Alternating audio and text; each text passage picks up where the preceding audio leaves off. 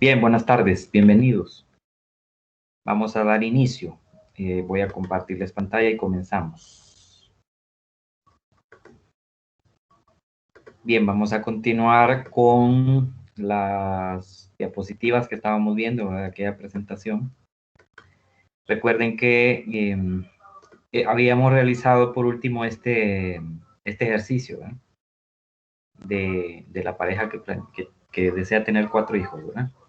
Y respondimos casi todas las preguntas, solo nos quedó esta que quedaba pendiente que ustedes la hicieran, utilizando el método factorial y el método binomial. Pero hoy vamos a continuar con otra temática, que es bien importante también. Entonces déjenme que muestre esta otra diapositiva. Este otro tema que quiero introducir ahorita tiene que ver con algo que se conoce como genes ligados o ligamiento de genes. Aquí hay que entender algo, pero primero hay que leer lo que aparece en la diapositiva. Leámoslo. Dice así, genes ligados.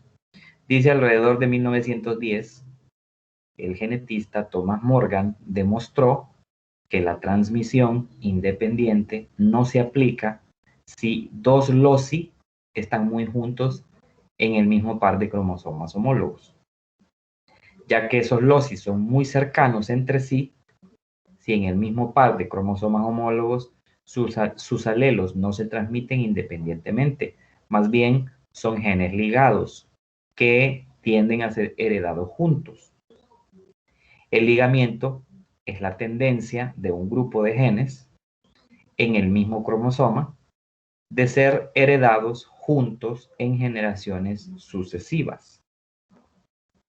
Bien, entonces, ¿de qué nos está hablando esta diapositiva? Nos está hablando de un fenómeno que se llama ligamiento y consiste en que varios genes, o sea, más de dos, ¿verdad? Pueden ser 3, 4, 5, podrían ser más o menos ese número, pero comúnmente dos, o sea, más de uno, comúnmente dos, se tienden a heredar juntos.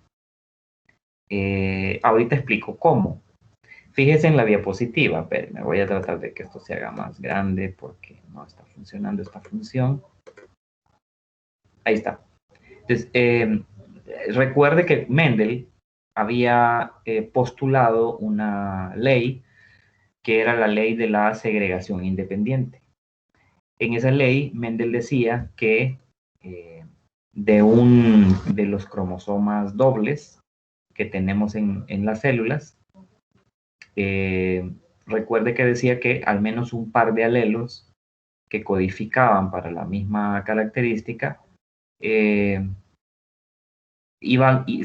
separaban al producir gametos y cada gameto solamente iba a recibir uno de esos alelos, no los dos, ¿verdad? Por ejemplo, aquí me pasé, perdón.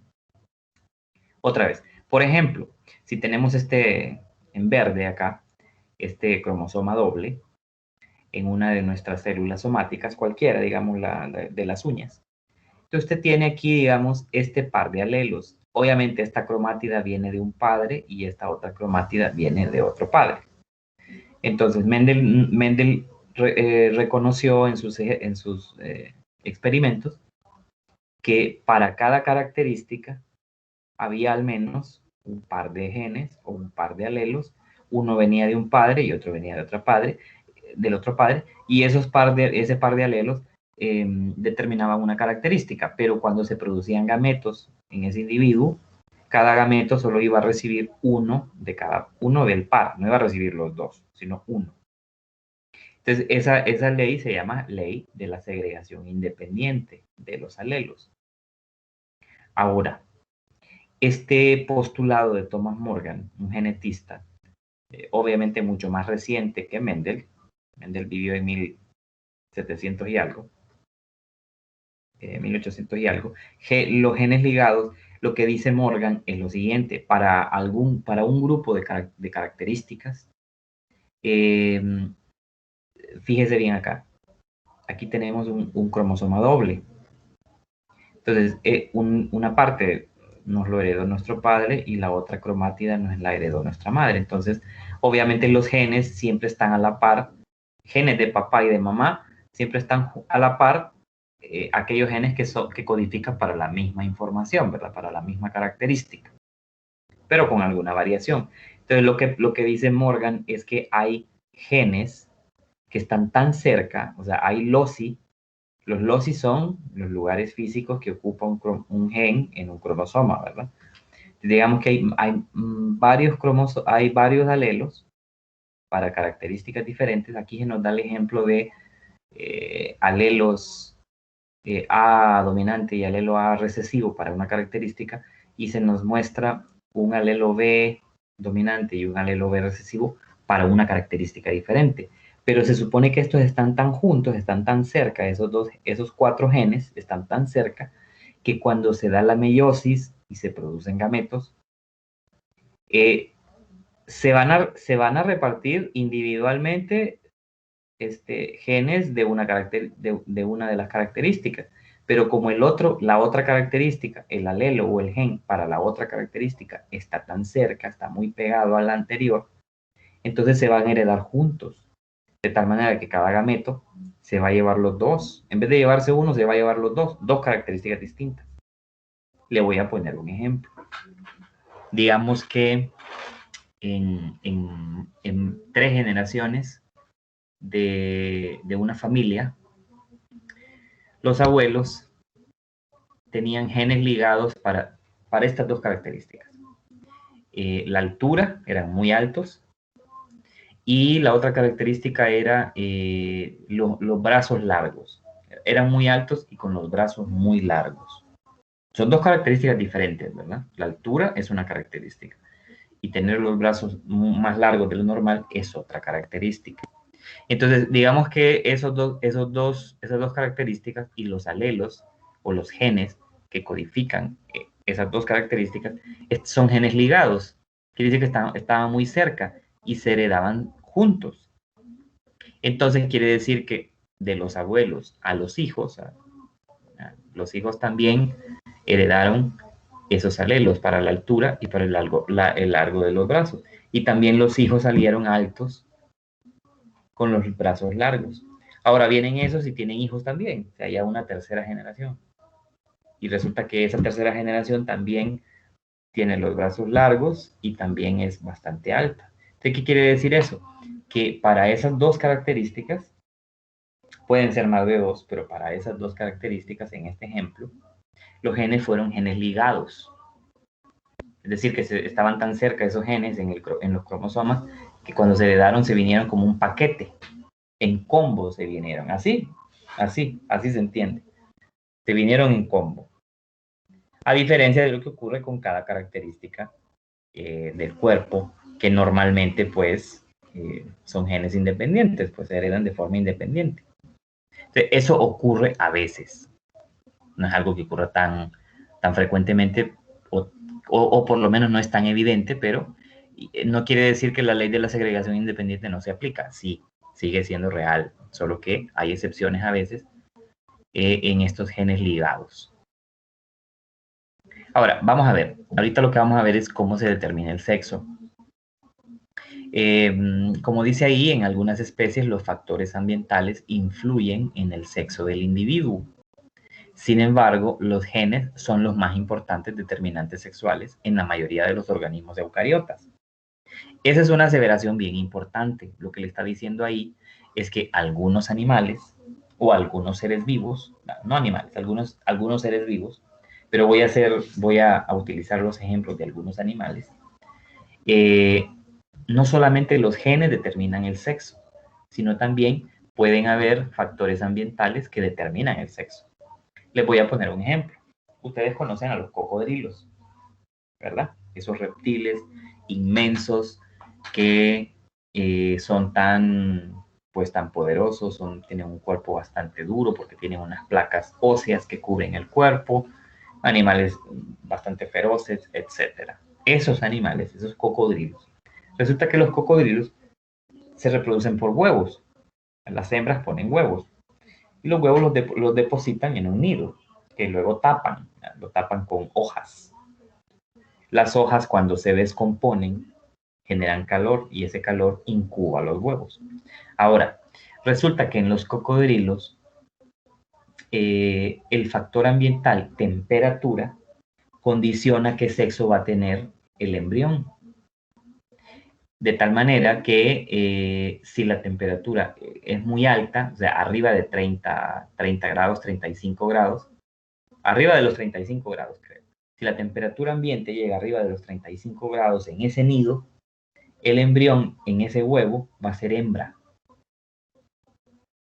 Y si la temperatura ambiental en el nido y alrededor del nido es menor a los 35 grados, es más baja, es más fría que 35 grados, entonces el embrión no va a ser hembra, va a ser macho. Entonces, ese es un ejemplo de una especie en la vida real que hay un factor ambiental que también determina el sexo, no solamente la información codificada en los genes. El caso de los cocodrilos. En otros seres vivos ocurre algo similar también. En nosotros los mamíferos no pasa eso. Nosotros, incluidos nosotros los humanos, que también somos mamíferos, las características sexuales secundarias y el sexo mismo están determinados por la información que está codificada en los genes. O sea, no depende de factores ambientales, no depende de la humedad, no depende del calor, de la temperatura, no depende de eso, sino que está codificado ya. Pero como en este mundo hay mucha biodiversidad, entonces muchas especies de seres vivos dependen de factores ambientales también para que haya determinación del sexo. Y ocurre más seguido de lo que podríamos pensar. Otra cosa que dice acá es que los genes principales que determinan el sexo en mamíferos, en aves y en muchos insectos se encuentran en los cromosomas sexuales. Entonces, ya lo hemos dicho, ¿verdad? En animales como nosotros, incluso en plantas, hay cromosomas sexuales. Es decir, hay un par de cromosomas que contienen los genes que determinan el sexo y todas las características sexuales de una persona. Cuando me refiero a características sexuales secundarias, por ejemplo, me estoy refiriendo a el tamaño de las caderas, si es ancho o es angosto, la anchura que tiene el hueso pélvico, si es más ancho, si es más angosto, los glúteos, ¿eh? Si hay glúteo prominente, si no, si la cadera si la cintura es estrecha, si no, los pechos, si los pechos son grandes, si no. Esas son características sexuales secundarias que están determinadas por la información genética, ¿verdad? Por los genes, ¿no? La información que contienen los genes en los cromosomas sexuales. O sea que esos cromosomas sexuales son los únicos cromosomas en todo el genoma de ese animal o de esa especie que contienen codificada la información del sexo y todas las características sexuales. Entonces, bueno, me voy a salir de aquí y voy a mostrarles en el libro, voy a usar este libro, a ver, esta es la 220, déjenme ver.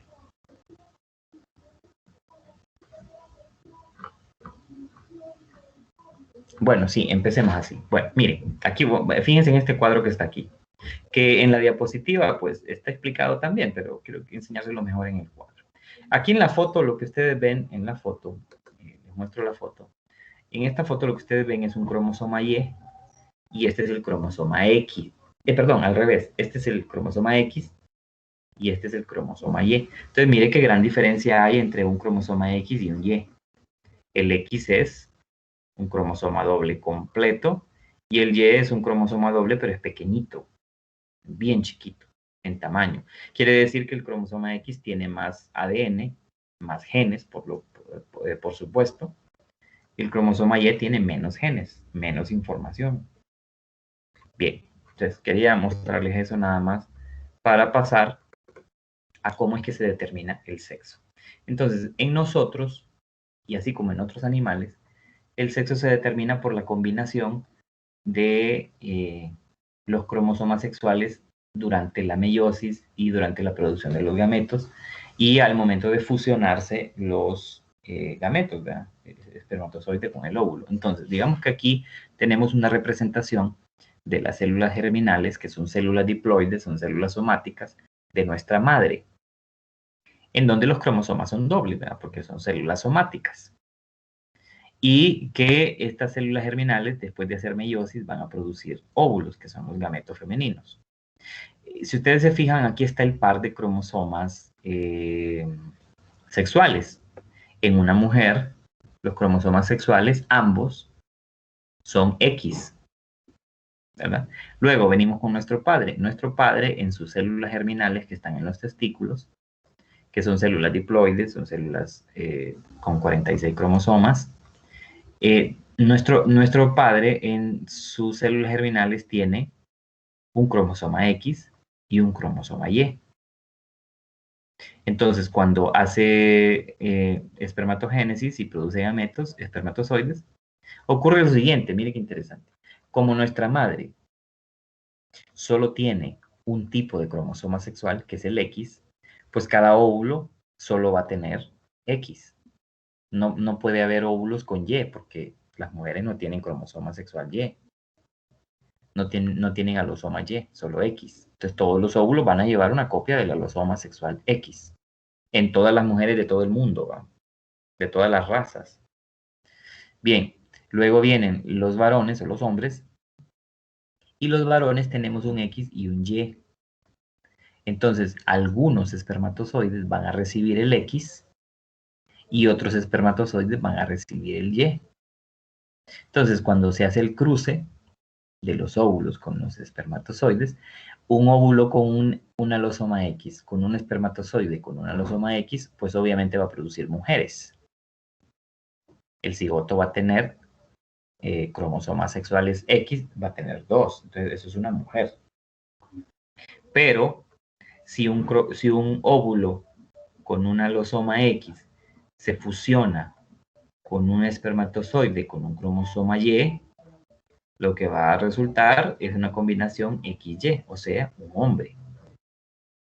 Entonces, así es como se obtiene el sexo en nosotros. Y en muchos animales también es lo mismo. En muchos animales ocurre de la misma manera, que tienen dos cromosomas sexuales, un par de cromosomas sexuales, un par de alosomas, y que luego cuando producen gametos, pues, dependiendo del tipo de cromosoma sexual, algunos gametos van a llevar un cromosoma sexual y otros van a llevar otro cromosoma sexual. Y dependiendo de la mezcla, van a salir machos o hembras. Entonces, en la diapositiva, lo que se mira es eso, ¿verdad? En la diapositiva nos dice, los humanos tenemos 46 cromosomas totales, de los cuales 44 son autosomas y 2 son alosomas. Esos 2 alosomas que están aquí, XX o XY. El cromosoma Y es el que determina el sexo en los humanos y también en la mayoría de los mamíferos.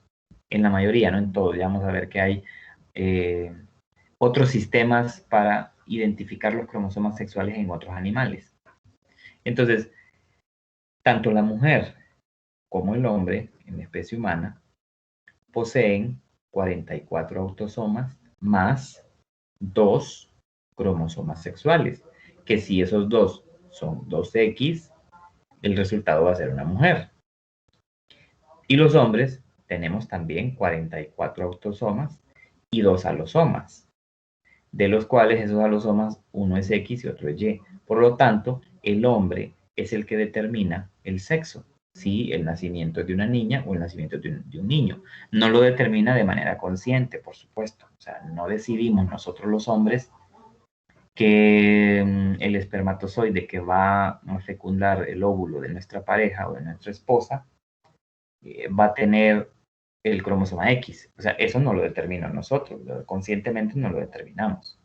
Es algo que se da de acuerdo a la mezcla, a cómo a qué cromosoma vaya en el esperma que fecunde el óvulo. Eso va a depender de eso. Es lo que se muestra aquí. en esta diapositiva, ¿no? Algo igual o parecido a lo que estábamos diciendo antes. O sea, la mujer solo tiene un tipo de cromosoma sexual y por lo tanto todos los óvulos van a tener ese mismo tipo. Y en los hombres, como hay dos alosomas sexuales, entonces algunos van a tener una copia y otros van a tener otra copia. El mismo cruce que acabamos de hacer en el libro, que acabamos de ver en el libro. Aquí hay algunos ejemplos de sistemas alosómicos en otros animales diferentes al humano. En el humano usamos el sistema XY, que lo acabamos de ver, ¿verdad? 2X es mujer y un XY es hombre, o macho y hembra. En otros animales, como por ejemplo algunos insectos, no se usa un sistema XY, sino que se usa un sistema X0. Ambos también son alosomas sexuales, el X y el 0. Entonces, si en esos insectos lo que se mezcla es un alosoma X y un alosoma 0, va a ser un macho. Y si se mezclan dos X, va a ser una hembra, parecido al ser humano. En otros animales como aves, por ejemplo, se usa aves, pero también en peces, en insectos también en algunos, se usa un sistema ZW. Lo único que cambia aquí es las letras que se usan para determinar esos alosomas o para identificarlos. Te vea un ZW es un macho y un ZZ es una hembra. Y hay otro sistema que aplica también a algunos animales como insectos sociales, como las abejas y las hormigas, en donde lo que se plantea es un sistema haploide-diploide, en donde los machos surgen de un sistema haploide y las hembras de un sistema diploide. Entonces, básicamente es solamente un ejemplo para que veamos que también, no únicamente en los seres humanos, sino que también en otros seres vivos, existe un par de cromosomas sexuales, aparte de nosotros. Luego viene esto que es bien interesante. Resulta que en los seres humanos hay algunos síndromes que se heredan a través del cromosoma X. Hay algunos alelos, ¿verdad?, que van ligados al cromosoma X, no al Y, sino que solo al X, y que al heredarlo se puede desarrollar un síndrome físico, funcional, que puede causar problemas en la persona. Entonces, esos genes se llaman genes ligados al cromosoma X. Y ejemplos de esos síndromes heredados a través del cromosoma X son, por ejemplo, la hemofilia y el daltonismo. Ahorita vamos a ver los dos y vamos a hacer un ejercicio que está ahí de los dos. Entonces, ¿qué es la hemofilia? La hemofilia es un síndrome ligado al cromosoma X, o sea que se hereda ese alelo, ese gen que produce la hemofilia, va en un cromosoma X. Entonces, la hemofilia es un problema que tiene que ver con la coagulación de la sangre. No hay coagulación sanguínea, porque hay un problema bien serio con una deficiencia de vitamina K, o sea que no se produce vitamina K de forma normal.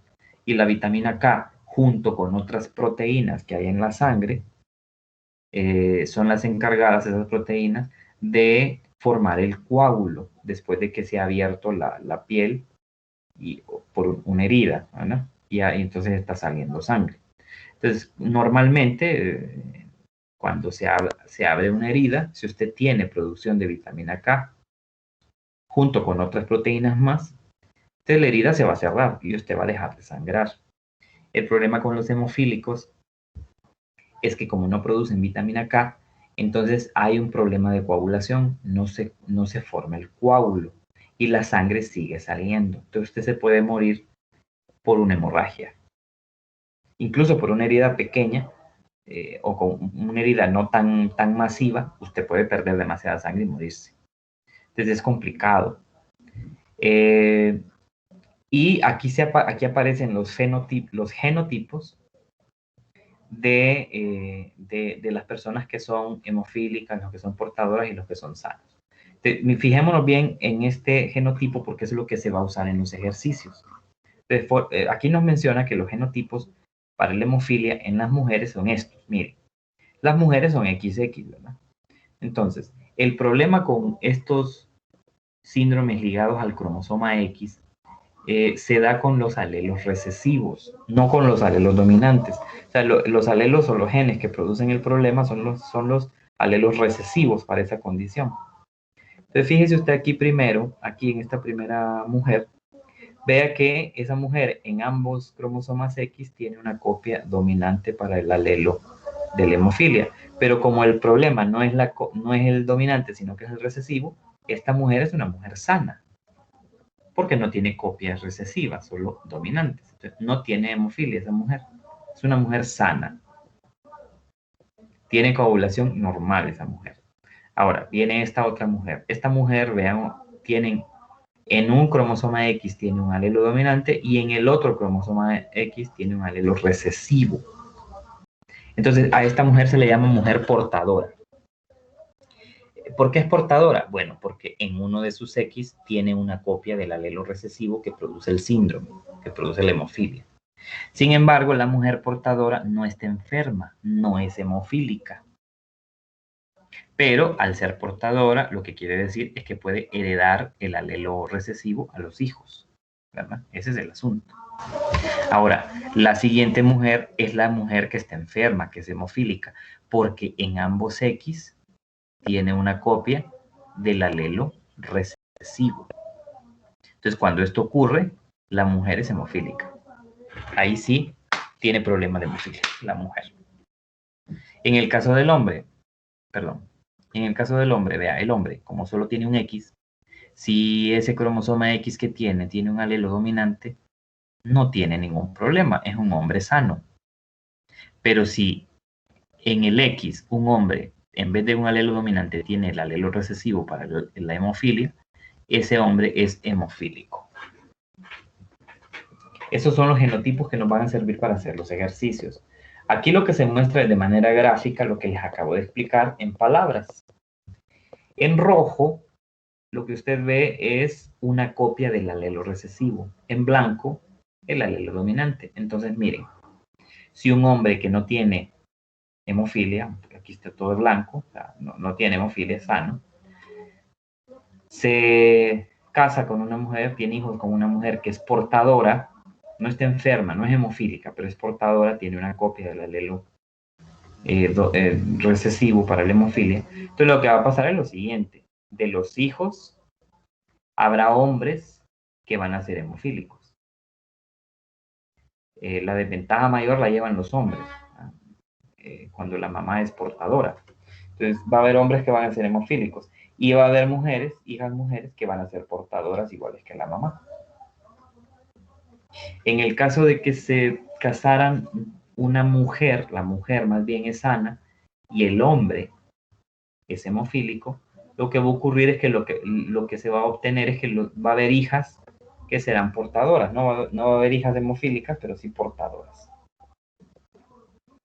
¿Qué va a pasar en el caso de que el hombre sea hemofílico y la mujer sea portadora?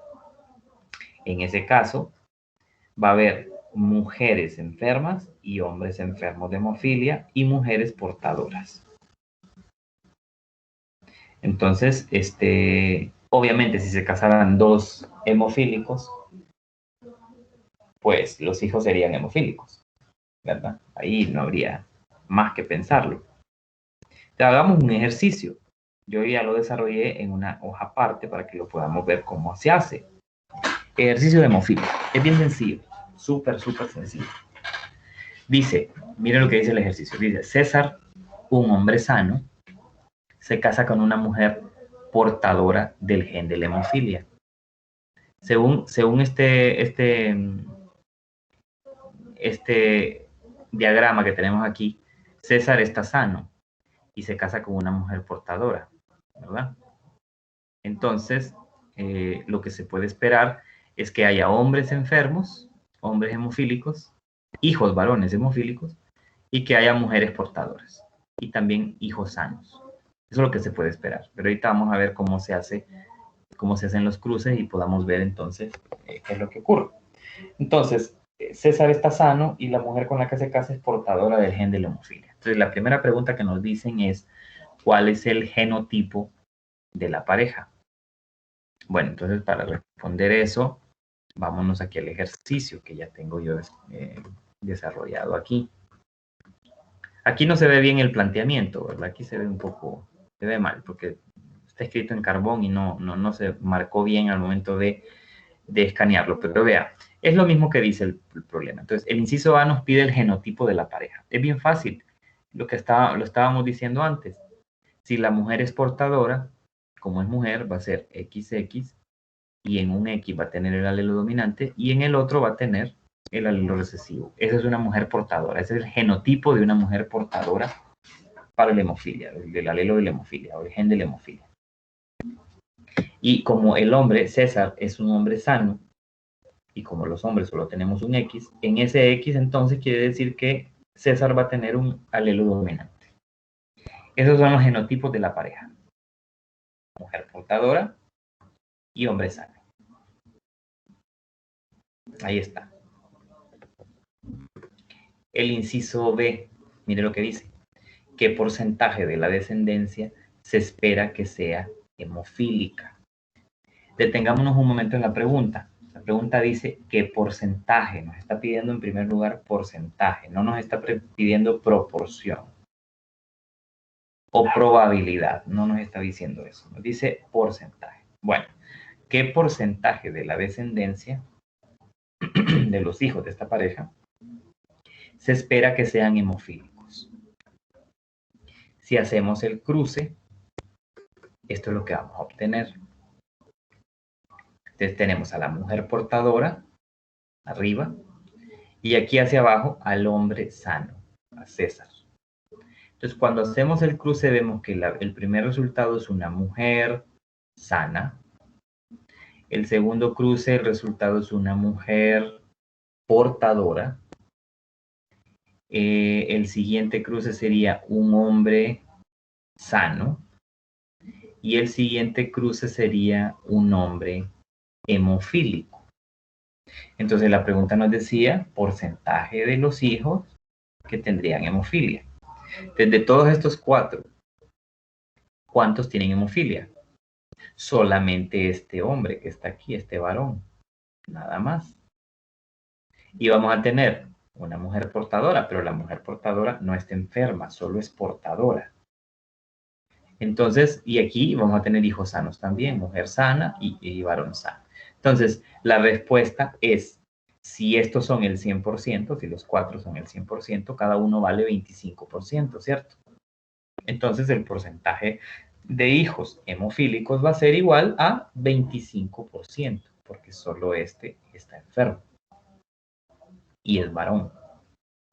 Y la pregunta decía, no decía varón, decía, no importa, ahí no especifica el sexo, simplemente cuántos hijos van a ser hemofílicos. El 25%, ya lo vimos ahí. ¿No? Ya lo estamos viendo ahí, el 25%. Ahora, la siguiente pregunta que hacen es, ¿cuál es la probabilidad? Aquí sí ya nos piden probabilidad de que al tener un hijo, y miren que nos hacen la aclaración, sin importar el sexo, padezca la enfermedad. Analice bien esa pregunta. Es la misma situación de la pregunta anterior, nada más que aquí no nos están pidiendo porcentaje, nos están pidiendo probabilidad de hijos enfermos, no importando el sexo.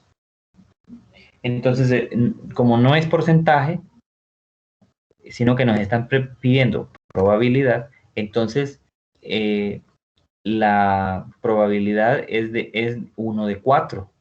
¿Por qué?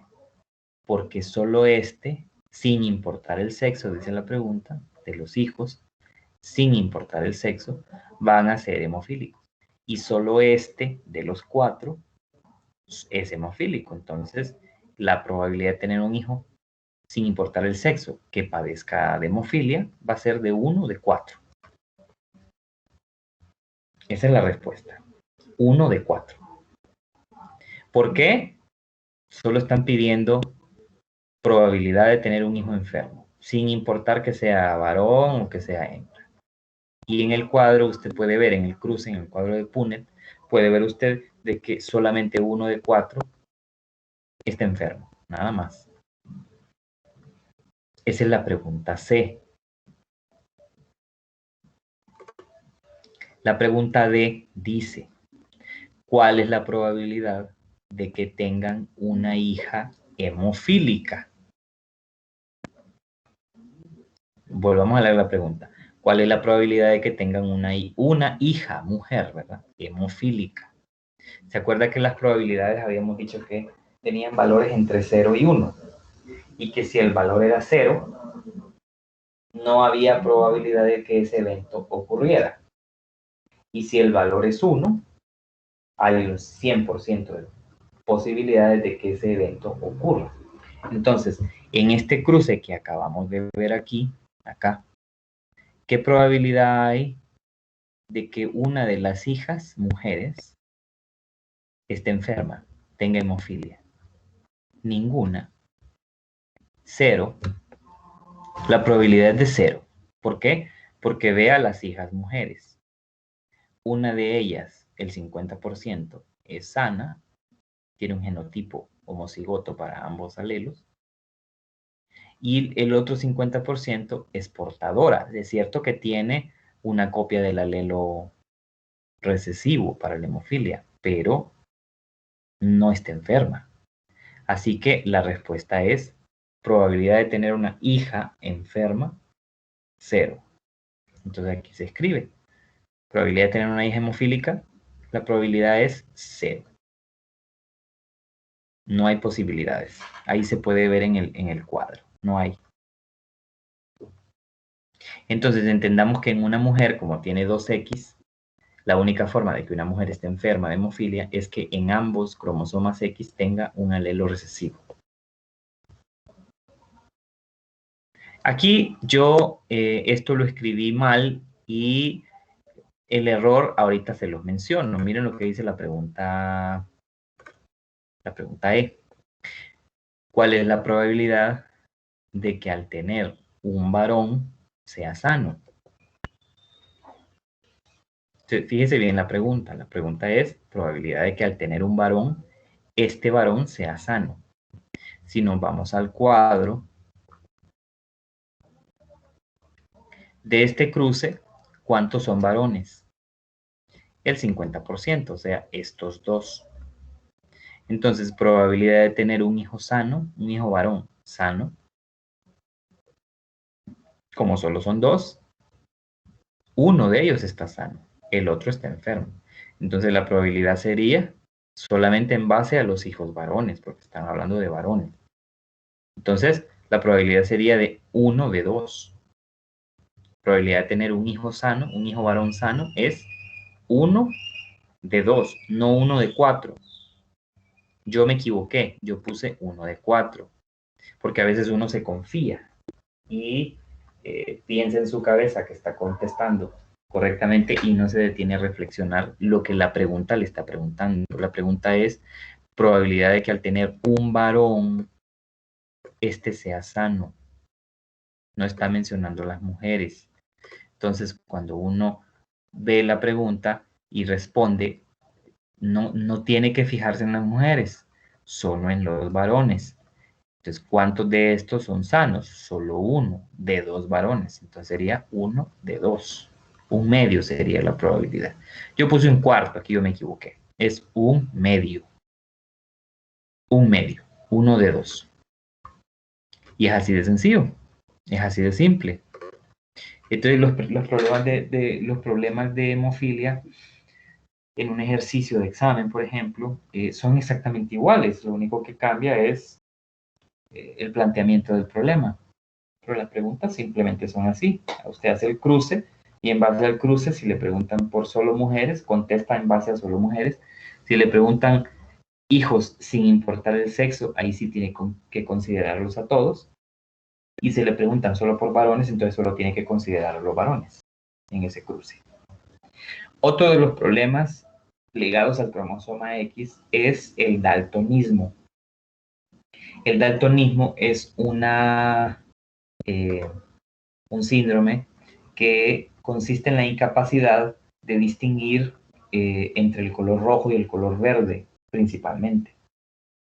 Si usted no distingue, si es daltónico, usted no distingue, o daltónica, no distingue si el rojo es rojo y el verde es verde, no los distingue, los confunde. Entonces, como se puede ver aquí en la diapositiva, una persona con una vista normal, o sea, que no tiene daltonismo, va a poder distinguir fácilmente el rojo del verde. Pero una persona que es daltónica, mire cómo lo mira. Simplemente mira como diferentes tonos de un mismo color, mire. Diferentes tonos, entonces no distingue. Entonces, claro, una persona daltónica no podría manejar auto, no debe, porque no distingue los colores. La única forma que podría manejar una persona daltónica es que se asegure de que en el semáforo se aseguren la posición, porque otro se lo diga igual, la posición en el semáforo de la luz roja y la posición de la luz verde. Sería la única manera, pero tendría que estar bien concentrado, ¿verdad? Entonces no es conveniente que una persona daltónica maneje. Además, no es conveniente que una persona daltónica tampoco tenga trabajos en donde se involucre mucho en los colores, ¿no? Por ejemplo, manejar maquinaria pesada, que ahora la maquinaria pesada lleva mucha tecnología y lleva muchos botones de colores y muchas luces de colores. Entonces tampoco le conviene a una persona trabajar en una industria de una maquila o trabajando con maquinaria pesada. No le conviene porque no va a distinguir los colores. Entonces el daltonismo, como se podrán dar cuenta, no es una condición tan grave que puede matarlo a uno como la hemofilia. Aunque claro, condiciona bastante la vida, ¿verdad? Condiciona bastante la vida. Entonces mire cómo son los genotipos, que son básicamente el mismo sentido de la hemofilia, solo que en vez de la H le ponemos D para daltonismo. Y es exactamente lo mismo, la distribución, porque el problema es el alelo recesivo en el cromosoma X. Entonces vea, una mujer sana tiene las dos copias del alelo dominante, está sana. Una mujer portadora tiene una copia del alelo recesivo y una copia del alelo dominante, es portadora, no es daltónica, pero le va a heredar a sus hijos el gen del daltonismo. Y una mujer daltónica nada más puede ser que en ambos X posea un alelo recesivo. Luego viene el hombre. Un hombre sano va a ser aquel que tenga en el X un alelo dominante. Y el hombre daltónico va a ser aquel que tenga en el X un alelo recesivo. Entonces, como podrán darse cuenta, así como en la hemofilia, los más afectados somos los hombres. O sea, los hombres padecen más de daltonismo que las mujeres porque, como solo tenemos un X, y si por mala suerte ese X es más fácil que herede una única copia de un alelo y ese alelo es el recesivo, estamos mal. Ahora, la buena noticia es que aquí en América, o bueno, en Latinoamérica, mejor dicho, como nosotros somos mestizos, nosotros somos una mezcla genética de casi todos lados, nosotros no solemos tener este problema, ni la hemofilia ni el daltonismo. Es más común en la gente de Europa, por ejemplo, y en alguna gente de América del Norte, ¿verdad? Porque son emigrantes de Europa. Entonces, mientras usted no se case con una mujer o con un hombre que sea europeo, pues sus hijos no tienen riesgo de que vayan a tener daltonismo o hemofilia. El mayor problema con hemofilia, por ejemplo, se da en la gente de Europa del Este, de aquellos países como, por ejemplo, Eslovenia, la ex Yugoslavia, los mismos rusos, los húngaros, esa gente de ahí porque es Europa del Este, comúnmente. Entonces, vean cuál es el problema del daltónico. Hagamos una prueba a ver si usted es daltónico. Que no creo, ¿verdad? Porque somos mestizos. Entonces, mire usted. Este test de Ishara lo que quiere detectar es si usted distingue los números que están ahí. Si usted se fija, aquí se ve que es un 25, pero como un daltónico, el rojo lo ve de un tono, no sé, diferente. Entonces Entonces puede que aquí no se distinga muy bien, pero creo que tal vez este sí lo podrá ver un daltónico, o quizás no, porque el verde también lo mira en un color diferente, entonces lo más seguro es que no lo va a ver. Nosotros vemos que eso es un 25. En el siguiente cuadro se ve un número 29. En el tercero, de izquierda a derecha, se ve un 45. En el siguiente se ve un 56. En la otra esfera, se ve un 6. Y en la otra, se ve un 8. Si pudimos leer esos números y distinguir esos números, no somos daltónicos. Pero el que no los pudo hacer, pues, que mire a ver quiénes son sus ancestros, si de repente vinieron de Europa, ¿verdad? Entonces aquí está, lo mismo, ¿verdad? Es nada más una manera de explicarlo de una forma gráfica, lo que acabamos de ver. Pero podemos hacer un ejercicio y eso es lo que vamos a hacer. Un ejercicio de daltonismo. Dice, una mujer portadora se casa con un hombre daltónico. Entonces, en este caso, la mujer es portadora y el hombre es daltónico. Vamos a ver. Entonces, ¿qué es lo que nos piden? Nos piden primero el genotipo de la pareja. Si la mujer es portadora, entonces el genotipo va a ser así. XX, un alelo dominante, un alelo recesivo para el daltonismo. Y eso es una mujer portadora. El genotipo del hombre, XY. Y en el X, un alelo recesivo. O sea, eso es un hombre daltónico. Esos son los genotipos. Bien, ahora, la segunda pregunta. ¿Cuál es la probabilidad de que al tener un hijo, sin importar el sexo, este hijo sea daltónico? Sin importar el sexo. Que sea daltónico el hijo. Bien, entonces hacemos el cruce. La mujer portadora, el hombre daltónico. Bien, entonces, la primera combinación nos da una mujer portadora. La segunda combinación nos da una mujer daltónica. La tercera combinación nos da un hombre sano. Y la cuarta combinación nos da un hombre daltónico. Entonces la pregunta era la probabilidad de tener un hijo sin importar el sexo que tenga daltonismo. Entonces, como dice la pregunta, tener un hijo sin importar el sexo, hay que buscar todos los que sean hombres y mujeres, no importa, que sean daltónicos. Entonces, de los 4, 2 son daltónicos. Uno es una mujer y el otro es un hombre. Entonces, la probabilidad es 2 de 4. 2 de 4. Claro, como tenemos que simplificar siempre las fracciones a la fracción más pequeña, entonces ese 2 de 4 se convierte en 1 de 2. Que tiene lógica, porque 1 de 2 es el 50%. Y usted ve aquí en el cuadro, ve que el 50% de todos los hijos son daltónicos. Usted tiene la lógica que sea 1 de 2. O el 50%, ¿verdad? Ahí está. Ahora, la tercera pregunta. ¿Cuál es la probabilidad de que tengan un varón que sea normal? Un varón. ¿Qué quiere decir? No nos vamos a fijar en las mujeres, solo nos vamos a fijar en los hombres, en los varones. Entonces, probabilidad de que tengan un varón normal. Mismo error cometí, miren. Puse 1 de 4 y no es 1 de 4, es 1 de 2, porque solo tienen que considerarse los varones. ¿Cuáles son los varones? Estos dos que están abajo. Pregunta dice, probabilidad de tener un varón normal. De estos dos, solo uno es normal. Entonces, probabilidad de 1 de 2. No 1 de 4 como yo escribí mal aquí. Es 1 de 2. Y ahí está el ejercicio.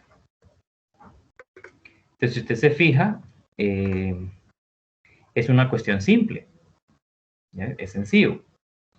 No es complicado. Lo único que tiene que saber usted es que saber nada más los genotipos, o sea, tiene que aprenderse los genotipos. Y es algo súper sencillo, algo facilísimo de entender. A ver, aquí hay otro ejercicio. Usted puede realizar este ejercicio y luego lo vemos. O sea, yo lo voy a hacer también. O son dos ejercicios en realidad. Yo lo voy a hacer también y mañana lo vemos. Mañana es el último día quizás de que tengamos clase porque mañana terminaríamos con el contenido. Hoy no vamos a poder terminar con el contenido. Pero bueno, recuerde que el examen se cambió para el miércoles 28 de 4 a 5. Ya no es este viernes 23, ¿verdad? Sino que es hasta el miércoles 28. Bueno, entonces hay tiempo para que se hagan estos ejercicios y luego se discutan. Pero mañana tenemos que terminar el contenido. No creo que lo terminemos hoy. Esto de compensación de dosis no lo vamos a ver. Esto de codominancia incompleta, codominancia no. Y vamos a llegar a esto por último el día de hoy, pero solo déjenme ver si tenemos tiempo. No, ya no tenemos tiempo. Tendríamos que ver este tema, que es el último, llamado alelos múltiples, el día de mañana. Ya hoy ya no podemos. Entonces, recordándoles nada más que la fecha del examen es el miércoles 28, ¿verdad? Se cambió del viernes 23 al miércoles 28, de 4 a 5 de la tarde. La reposición de una tarea que usted no ha hecho, una tarea, una, no dos, no tres, no cuatro, una que no ha hecho, sería el 24, el sábado 24 de abril, o sea, este sábado, ¿verdad? Todo el día va a estar habilitado el campus para que usted reponga el foro si no contestó el foro, o alguna asignación de la primera unidad, de la segunda, de la tercera, bueno, de la cuarta, no, de la primera, segunda o tercera. Y lo otro es que el 29 se darían las notas ya con laboratorio y el 30 de abril haría reposición de la nota más baja o del examen que no hizo. Esas serían las fechas. Entonces, de momento, terminamos ahí, nos veríamos mañana, continuamos y terminamos mañana con los ejercicios de alelos múltiples. Pues de momento solo eso. Si no hay alguna pregunta, seguimos el día de mañana.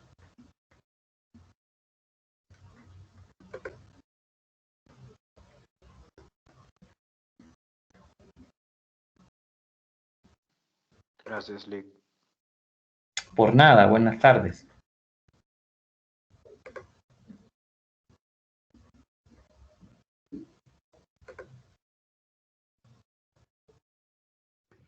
Buenas tardes. Buenas tardes, que estén bien.